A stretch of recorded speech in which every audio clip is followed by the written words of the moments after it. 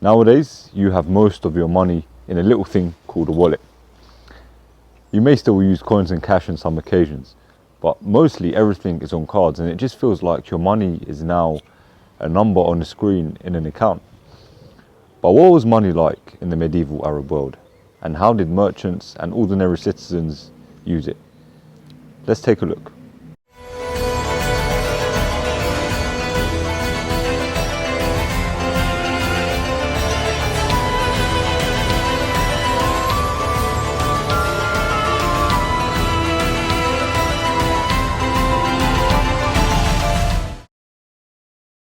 As we all know, having a stable currency in place is paramount for any sort of society to flourish. The economic system needs to accommodate for citizens, traders and rulers.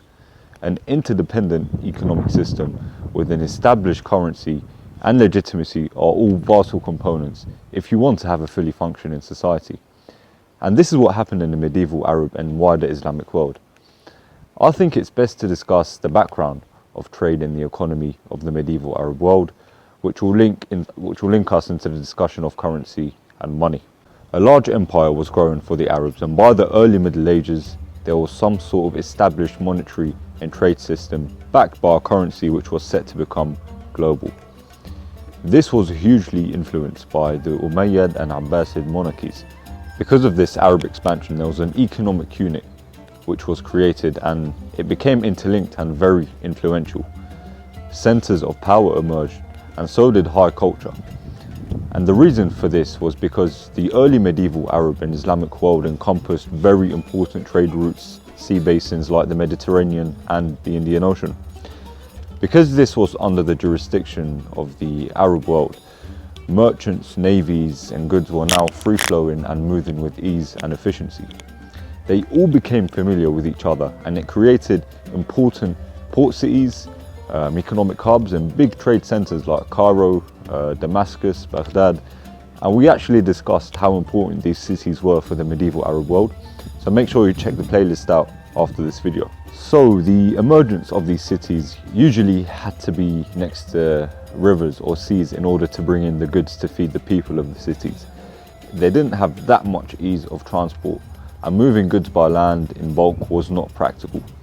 So having these trade routes by the sea and locating the big cities next to them was of strategic importance for the Arab empires. For example, Basra in Iraq was an important city, and goods would usually be transported by the river to Baghdad, then on to Syria, Egypt and onwards. But it wasn't just the large commercial cities that were moneymakers. The ruling empires realized how important the countryside could be in terms for contribution to the economy and how much could be made. The countryside needed the centralized government to be strong, and the government also needed good crops to be produced in the countryside. They needed each other, and this made rulers grant lands to owners based on the agreement that they would pay their taxes. Of course, there's always a part where you have to pay your taxes. The caretakers of these lands appointed by the government also took taxes, so it was important for them that the countryside would be doing well. This contributed to the economy, and the new crops that would be coming in were very beneficial. Because of all these factors, a monetary system started emerging, and because precious metals were being imported from places like Africa, the coinage system started being produced.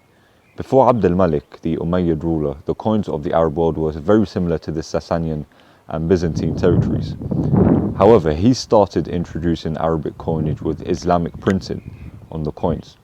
And at the same time, he also built the Dome of the Rock and wanted to make Arabic the administrative language of the empire, which is reflected on the instance of moving away from the Sasanian coinage and implementing Arabic and Islamic coins. And from this, we can derive what you needed to do as a ruler in the emerging Middle Ages to gain legitimacy and political power.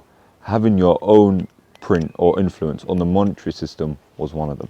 So in the medieval Arab world, there were three main types of coins used: the gold dinar, the silver dirham, and a metal coin which was known as filis.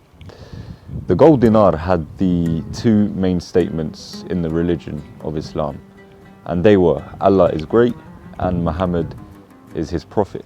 As we can see in the coinage reform, of Abd al-Malik, he extended the Islamic declaration of faith into or on the coins. And a quick fact, the name dinar is derived from the Roman denarius. So following the expansion of the Arab lands in the early and high Middle Ages, after the Islamic conquest, it became the most important gold coin in the world. Not only was the gold dinar global, but so was the silver dirham. In fact, there is some research that suggests that there was over 100 dinars and dirhams minted in the early medieval times that were found in England. They also made their way to Poland via Scandinavia thanks to the Vikings and Slavic merchants. The silver dirham was regarded in Europe not as a unit of currency but as a standard. And in Poland, Arab coins dated back to the 8th and 10th century have also been found, and they are often preserved in the form of broken fragments. I mean, it's quite remarkable how well known the Arab coinage system was during the Middle Ages, and it also gives us an idea of an interconnected world. I mean, we often speak about globalization in today's world, right? But there was an aspect of that in the medieval times. Merchants and travelers would go from Europe to the Middle East and back looking for goods and establishing relationships which were good for business. For example, you can think of the Crusaders and the Holy Wars, right? They brought back Arab and Islamic culture and ways of living into Europe. So back to the discussion of the silver dirham. The silver coinage takes its inspiration from the drachm of the Persian Sassanid Empire. These coins also respect the Islamic ban on portraits.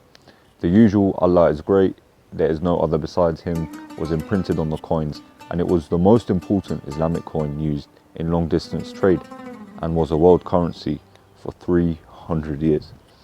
It explains why the silver dirhams were found in Poland and in medieval England. And interestingly enough, the name of the coin dirham lives on in the Arab world today.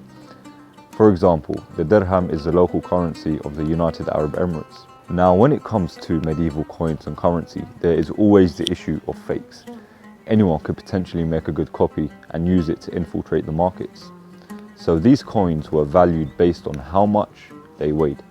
But quality of metal and weight differed between the centuries in the medieval times.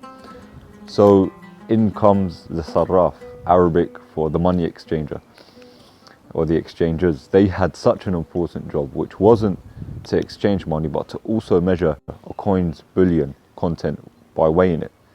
This would determine its value, especially given the fact that merchants from outside the medieval Arab world were arriving with different currencies. Practically speaking though, measuring the weight and value of each coin would slow down transactions. So the sarraf would put coins in a bag with a seal provided by the government, determining how much it weighed.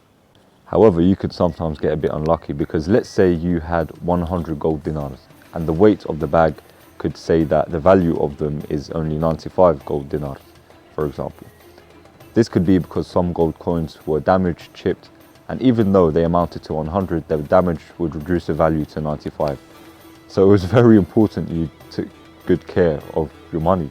I mean, let's imagine nowadays, right? Let's say you have a £10 note and you found a slight rip on it, or it was scrunched up, or there was some pen marks on it. So when you go to use that £10 coin, they would usually accept it, right? They wouldn't say because it's scrunched up or there's some pen markings on it, it's going to be reduced to £9.50 or £9. No, they'd still accept it as a £10 note. Whereas if you were back in those days, if your money was damaged, the value would be reduced and you wouldn't get your money's worth. So as we said, it was very important you took care of your coins. But not only was there the money exchanger to determine how much you had, in the actual markets there was a market inspector, also known as a muhakkik, and their job was to ensure the weight of the coins were correct, even though it already went through the money exchange person. They made sure there was integrity in the markets when doing business transactions, which shows us how much the Arabs valued good practice when it came to doing business. This could be because of the influence of Islam and the fact that the Prophet Muhammad himself was an honest and trustworthy businessman, and they wanted to follow his example in every aspect of their life.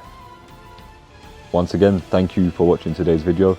If you enjoyed it, make sure you give us a thumbs up and subscribe to the channel, and you can also visit us on our social media pages, and we'll see you again very soon.